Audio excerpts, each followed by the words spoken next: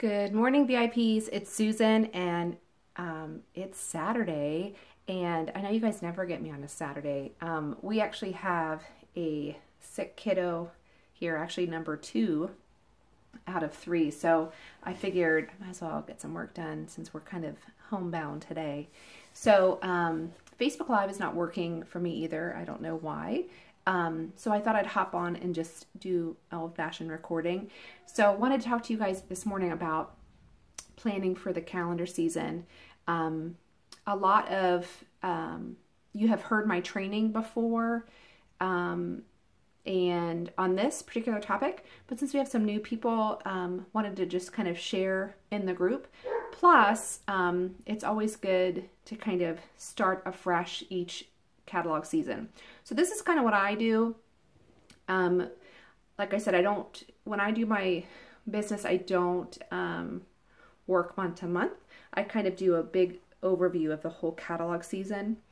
It's so easy when you're looking at a month with no parties or no activity going on. It's so easy to just be like, oh, I have nothing, and then just kind of roll over and go to bed.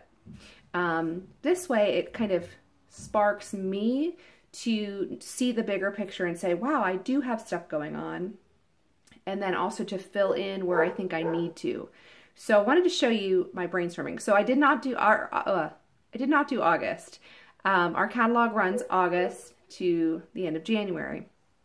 August totally slipped by me between birthday parties and back to school and just a bunch of other stuff that hit us here. So I'm starting with September. So I'm going to show you guys real quick. So what I do is obviously this is my thing. You can do however you want. So I take my big whiteboard. You can see the camera there. And I just write out the months. Sorry, I really need to get like a big tripod. And I just start listing events and things.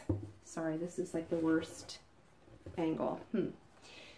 I just start listing any events or things that I have going on that month. So, I don't know, is that backwards maybe? So I write, every month I have my Hostess of the Month Club. So I'm guaranteed those parties. So I go ahead right at the beginning and write all the hostesses' names on the months that they're hosting. I will also write, as of right now, all of them are Facebook parties, online parties. So if they're home parties, I'll write the date. So I have all of them listed down. So that's a quick, those Hostess of the Month clubs are quick and reliable sources of income. So we can do a whole other training on those. So I've got those.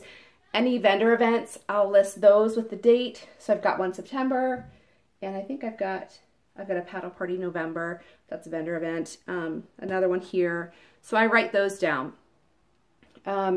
Also, I know like every September I start my NICU drive since it's, what do they call it? NICU month, preemie month. So, and my son was in there for 6.5 weeks. So this will be my 5th year doing a NICU tote drive. So I know I do that at the end of September, and sometimes I have to carry it into October because people will still be asking me the last day of September. So I'll kind of batch them in 2 separate groups. So I've got my NICU drive, and then there's another event that I usually do. So you can see my September's already starting to pick up. And then I can fill in accordingly, whether that's straight out online parties. I've thought about doing those theme parties we talked about. So, September I might focus on Halloween or just fall in general and really push trick-or-treat bags and, the bones and turkey, all those iconics. So I might do some type of a event themed around those where I would include things like recipes and like Halloween trick-or-treat safety tips and things like that. Again, being purposeful in the event, like it's not just a blatant salesy event. So that October is pretty bare, so I'm going to have to start really working on that.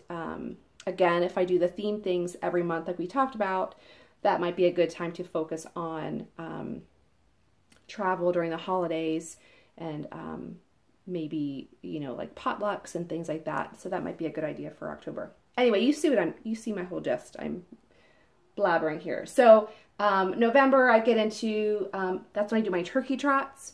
We can talk about that soon because I know some of you are gearing up to do those this season.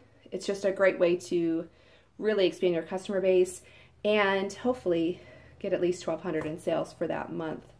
So there's my turkey trot.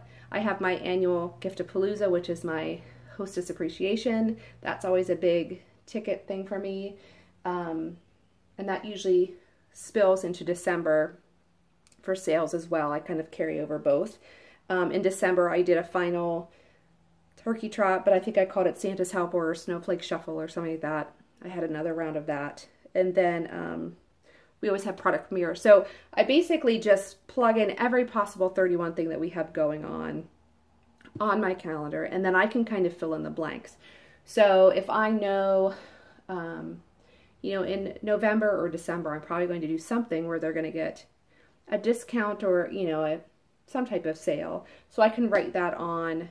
That way I'm not doing a sale every month at the last minute and it doesn't get boring.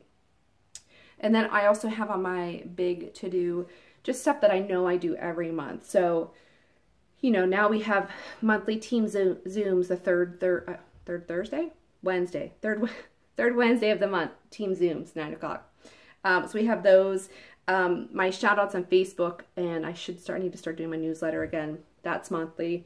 And then just checking with all of you, getting better at that. So, you know, and obviously this is a running list, but this helps me just kind of clear my thoughts, focus on the bigger picture, and then just fill in as needed. That way I really feel like I avoid that whole, oh, woe is me, I have nothing on the calendar. Because I'll just be honest with you, this month I had nothing. And I think I'm going to end with like $1,500 in sales, which is not too shabby considering I literally had nothing this month. So, but when you're in the midst of that, feeling like you have nothing going on, this is just a great reminder that you do have stuff and to keep being proactive and then to keep filling that calendar as you're going along. So I hope that was helpful. Again, like I said, we have sick kids here today, so I wanted to hop on and say hi. Hope you guys are doing well. The month is almost over, and we have a crazy big team now. So please be sure to ask any questions that you have. Reach out to me, reach out to your sponsor, and if you have any like major questions, you know, obviously we're here for you. So, all right, girls, have a great weekend, and I'll talk to you soon. Bye.